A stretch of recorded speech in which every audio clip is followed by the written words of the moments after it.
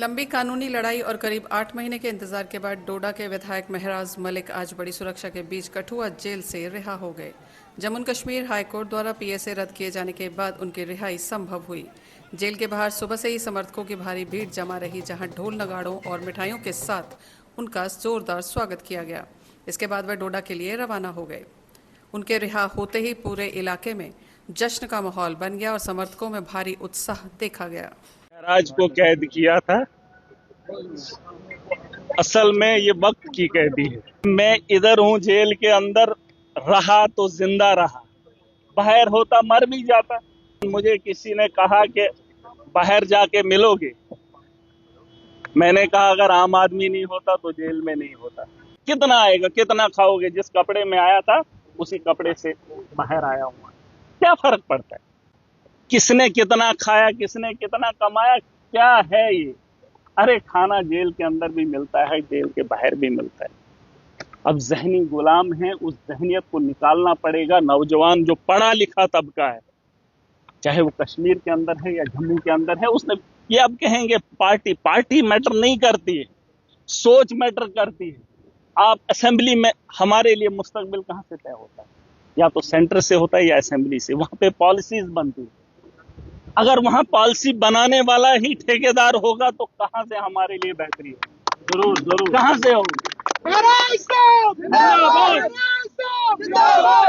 अब मामला ये है, इलेक्शन नहीं है, लेकिन हम लड़ाई भी नहीं छोड़ सकते। अपने जो नेता हैं, देखो नेता के बगैर यहां मुल्क नहीं चलता। आप जो मर्जी बोलो, बिना पॉलिटिक्स के हमारा मुस्तकबिल बेहतर नहीं हो सकता है। आप लिख लो, दुनिया की बड़ी बड़ी जंगें इस वक्त देख लो, कौन कर रहा है?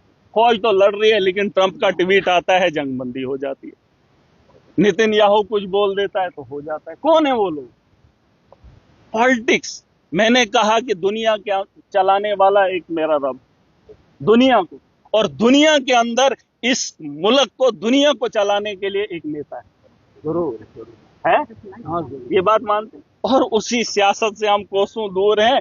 जब मेरे जैसा आदमी सियासत के मैदान में आ जाए तो भाई साहब जेल जाना तय है ना। तो इसलिए नौजवान जो तबका है, मेरी गुजारिश है, जेल भरे हुए, अगर वैसे ही कुछ लोग निकलेंगे असेंबली के अंदर के, अभी तो मैं अकेला हूं भाई, उस ऐवान में मुझे घिन आती है। ये सच्चाई है। आप कुछ भी कह लो, अरे लोगों की बेहतरी के लिए कोई काम तो होता, लेकिन नहीं हो रहा है। हम जब करना चाहते हैं तो हमें रोका जाता है, रौंदा जाता है। बड़ी बड़ी बातें होती हैं कि ऐसा होना चाहिए, वैसा होना चाहिए, लेकिन ये लड़ाई लड़ेंगे हम इंशाल्लाह। महराज है, मैंने आपको एक ही बात कही, आज यहां पर हूं, आप लोगों के नजरों में मेरे लिए कितनी इज्जत है, कितनी इज्जत है। क्योंकि एमएलए हूं, अगर नहीं होता तो आम आदमी जेल भरे पड़े, उनको मिलने के लिए कोई नहीं आता है, उनको तारीख का पता नहीं है, उनको परिवार, उनके परिवार को पता नहीं है कि हमारे लोग कहां है ना। तो ये बातें हमको समझनी पड़ेंगी। वक्त का खेल है, वक्त की मजबूरी है, और इस लड़ाई को हमें मिलकर लड़ना पड़ेगा और जीतना पड़ेगा। और जिन लोगों, और मैं गुजारिश करना चाहूंगा, देखिए मैं किसी के मुखालिफ नहीं हूं, खुदा गवाह, मैं किसी के मुखालिफ नहीं हूं। अगर शौक होगा, मेरे बीते 8 महीने का रिकॉर्ड निकाल कर देख लीजिए, जेलर से पूछ लीजिए कि महराज मलिक का किरदार क्या है। अरे जेल के अंदर मैं किसी से लड़ा नहीं, किसी बात पे बहस नहीं हुई, लेकिन जब माशरे के अंदर जाता हूं, जब जुल्म देखता हूं तो सह नहीं पाता। ये पागलपन नहीं है, ये वक्त की जरूरत है, और वक्त के हालात को सुधारने के लिए हमें ये लड़ाई को आगे बढ़ाना पड़ेगा। और ये मत बताओ कि हम उसके साथ हैं, हम इसके साथ हैं। पहले खुद के साथ खड़े हो जाओ, अपनी बात समझ में आ जाए तो माशरा खुद ब खुद बेहतर हो जाएगा। ठीक है। जिन लोगों ने उम्मीद दिखाई थी, उनकी उम्मीदें कैद हुई थी।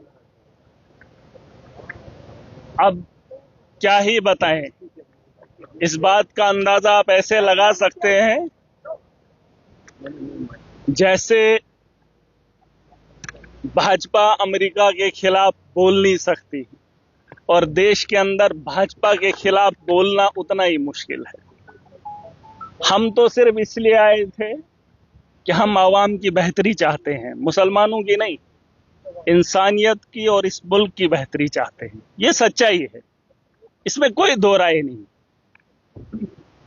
लेकिन कुछ लोग धर्म के नाम पे लड़ते हैं, चाहे वो हिंदू हो मुसलमान हो, धर्म को मानते नहीं हैं, धर्म के नाम पे लड़ते हैं। अगर धर्म है तो धर्म पे चलना सीखो, और कोई भी धर्म ऐसा नहीं कहता है कि इंसानियत को खराब करने का काम करे।